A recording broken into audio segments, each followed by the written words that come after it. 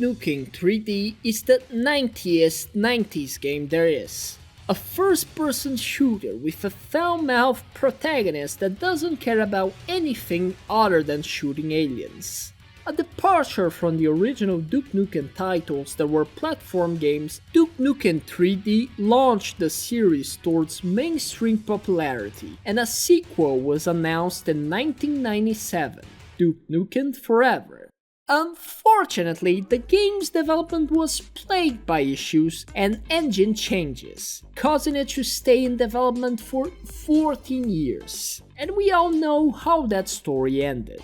Duke Nukem Forever earned the Guinness World Record for the longest development time of a video game, and became a reference among games that never met the expectations of the hype surrounding them. Ever since Forever came out, when a game starts to take too long to come out, people start to compare its development time and brace themselves for the disappointment that is probably bound to happen. One game, however, already surpassed Forever's development time. Beyond Good and Evil 2 has been in development for more than 15 years at this point. A promised prequel to the beloved Beyond Good and Evil released in 2003, the development of Beyond Good and Evil 2 might be quite literally cursed at this point. At first, Michel Ancel, director of Beyond Good and Evil, intended for the game to be a trilogy. While he already had 2 other games planned out, the first game, although beloved by its fans, performed poorly commercially, so Ubisoft didn't want to invest further into the series. Eventually, Ubisoft decided to give the series another try, and announced in 2008 Beyond Good and Evil 2. Over the years, the details about the development of the game were unclear, and many fans just started to count the game out, as it probably was silently cancelled. Ubisoft, however, has insisted that the development never stopped, with PC Gamer even counting that they assured 30 times that the game was going to come out. The game did get a trailer eventually, but unfortunately that was in E3 2017. E3 isn't even a thing anymore at this point. Even worse is that Ancel, the original director, left Ubisoft in 2020, and the director that took over the project, Émile Morel, died suddenly at the age of 40. You can't make this up. While there are sources that say that the game is indeed still in development, the lack of clarity coming from Ubisoft causes fans to suspect that even if the game comes out, it will probably be a massive failure and disappointing. With the way that things are going, maybe Beyond Good and Evil 2 was a big brain project by Ancel all along. He probably wished to achieve the first multi-generational development in the history of the game industry, in which the grandkids of the current developers will finish the development by 3030, with correction measures while half the world's a desert, and the game will finally be playable inside the cybernetic brains of the future generations. Or I'm just hoping that the game has taken way longer than it should to have come out. Yeah, mostly just coping.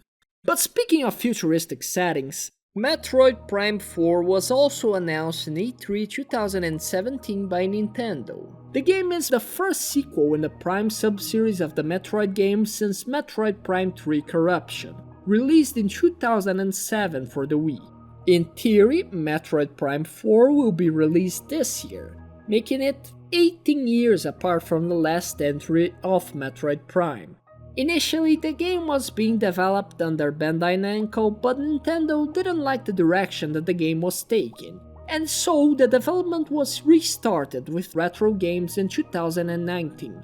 And ever since then, Nintendo pretty much left everyone in the dark until June of 2024, when gameplay was finally revealed during a Nintendo Direct.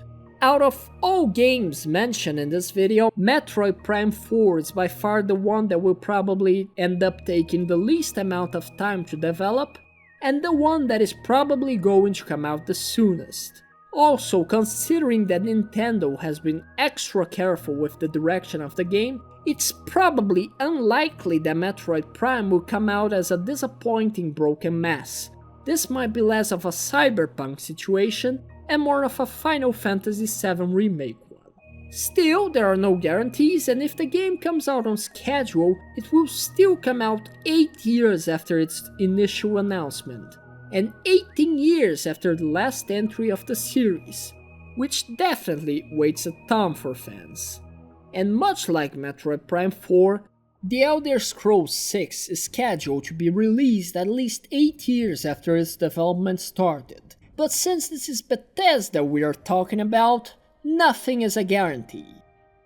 Announced on E3 2018, The Elder Scrolls 6 didn't offer anything but a small teaser to just pretty much let fans know that, hey, we're going to make this game, but we can't really tell when we're going to release it.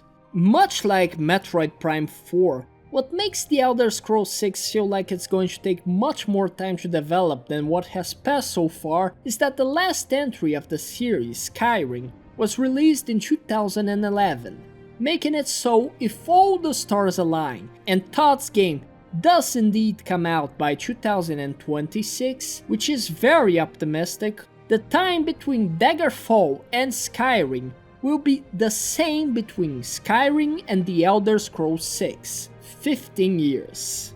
And considering that Bethesda has been on a cold streak, hope is overall low for The Elder Scrolls 6.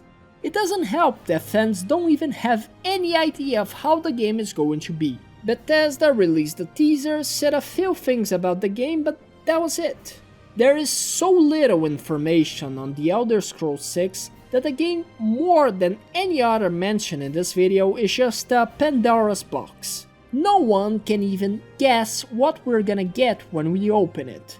It could be the usual Bethesda game, it could be the rare redemption arc game, where they actually learn something after years of doing the same mistakes. It could become the next game phenomenon, or it could just fade out quickly, while Skyrim gets its 30th release. It could be good, it could be bad, and much like Todd's game, GTA 6 is a Pandora's box. The game will come out over a decade after GTA 5, and the long development time most certainly has to do with feature creep, trying to meet the expectations of the fans of the series. Now this is the obligatory GTA 6 mention. We got insert thing here before GTA 6 something. With a dubious release date set to December this year that is likely to be pushed back at least towards 2026, GTA 6 is speculated to have been in development since 2015, with conceptual development starting in 2014. The GTA series as a whole has always suffered with feature creep. With each new game, Rockstar has to outdo the last one, bringing more things to do, bigger worlds, better graphics, and so on. While within the GTA series itself, the leap between GTA 4 and GTA 5 in terms of content quantity is clear, Red Dead Redemption 2 might have complicated things even further. Because now Rockstar has to meet the fan expectations that GTA 6 will be bigger, have more things to do, and have as much or more detail put into it than Red Dead Redemption 2. And this is a tough ask, considering that Red Dead Redemption 2 is a game with a huge world, lots of things to do, a strong story, and where your horse's testicles will shrink on cold weather. Yeah, so it's no surprise that we saw so little of GTA 6 up until this point. But at least the little that we saw looked good. Unlike GTA 6, Vampire the Masquerade Bloodlines shoe definitely is not looking good for fans of the series so far. A sequel to the first Bloodline games released in 2004 for PC, Bloodlines 2 has been in development for at least 9 years at this point. While it has a set date for 2025, the latest choppy and unconvincing gameplay footage makes that doubtful. World of Darkness in general is a cursed franchise when it comes to video games, and maybe also a bit when it comes down to the RPG itself. Yeah. Overall, besides the Hunter games, which were all hack-and-slash games developed by High Voltage in the early 2000s, every other World of Darkness franchise has been incredibly inconsistent. There are a lot of visual novels, which is fine, I guess, but visual novels don't really explore the potential that a lot of these settings have. Is it too much to ask to have a werewolf game where you just get to go around messing up stuff? And before you say it, this one doesn't count. Vampire the Masquerade is by far the most successful of the franchises, but unfortunately that doesn't mean that a lot of its games are good. For the most part, the series has stuck with visual novels and interactive games, and that doesn't really scratch the itch of the first-person role-playing masterpiece that Bloodlines was. And we just don't talk about this one. No. That is not to say that Bloodlines was perfect. While now it is remembered as one of the best RPG games of all time, the game was also incredibly cursed. The game was rushed on the orders of Activision, being released unfinished, with tons of bugs that made the game nearly unplayable. In 2004, competing with Metal Gear Solid 3, Halo 2, and Half-Life 2, 3 of the best games of all time, yeah, you can see how it ended for Bloodlines. Eventually the game became a cult classic, and in 2015 Paradox Interactive bought the rights to Bloodlines, and shortly after Bloodlines 2 development started. In 2019 the first gameplay trailer of the game was released, and although fans of the first game criticized the footage shown, for the most part the game was still reminiscent of the original Bloodlines. The game had a set release date in late 2020, but it never came out. In 2021, the original developers, Hardsuit Labs, were removed from the project by Paradox, and the Chinese room took over. Now, the game has a set release for somewhere around 2025, which doesn't sound promising considering that the only gameplay footage of this game looks rough. Not only the game looks generic and not as deep as the first one from the looks of it, the footage, which was obviously carefully captured and edited to look as good as possible, looks choppy and not that great for the current year. Unworthy or not as a sequel, Bloodlines 2, at least being a consistent goal, is doing more than Bloodlines, a first-person shooter about vampires and space that was scrapped by Blizzard. And Blizzard doesn't hold a good track when it comes down to anything space related, as apparently anything Starcraft related just gets stuck in limbo forever. Blizzard is no stranger to development hell. If anything, they are experts in it. Besides the games that had severe cases of crunch such as Diablo 2 and every World of Warcraft expansion, nearly every game that they have ever developed was stuck at some point in development hell. Diablo 3, Diablo 4, Starcraft 2, Overwatch being developed on the bones of Titan, you name it. But for some reason, Starcraft games are just special. They are condemned to never be released. The most famous example is of course Starcraft Ghost. Announced in 2002, the game was supposed to be a third-person shooter stealth game set 4 years after the events of Starcraft Brood Wars. The game was initially developed for the PlayStation 2, Xbox and GameCube, but the many delays made it so the game completely missed the timing on the generation of consoles. Adapting it to the PlayStation 3 and the Xbox 360 proved to be too much work, and so it was cancelled. Which is unfortunate considering that the footage that was later leaked online shows that the game was very close to completion.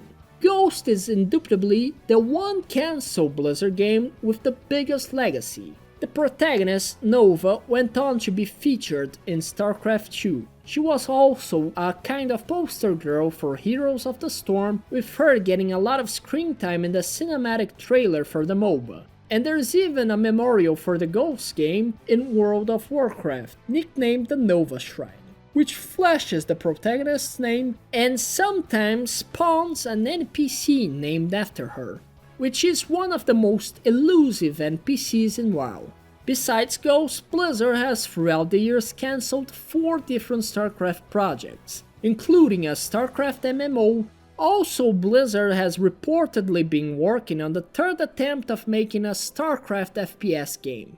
I left this entry for last because obviously it's not about one game specifically, and 2 of them are most likely never coming back. But I couldn't really ignore the fact that pretty much anything Starcraft related gets stuck in development hell. Also, the whole idea behind this video started with me remembering about the Nova Shrine after making the Heroes of the Storm video. And getting footage of the NPC was a pain, so hey, I had to include it somehow, so if you liked the video, please like and subscribe. And thanks for watching, and I'll see you in the next one.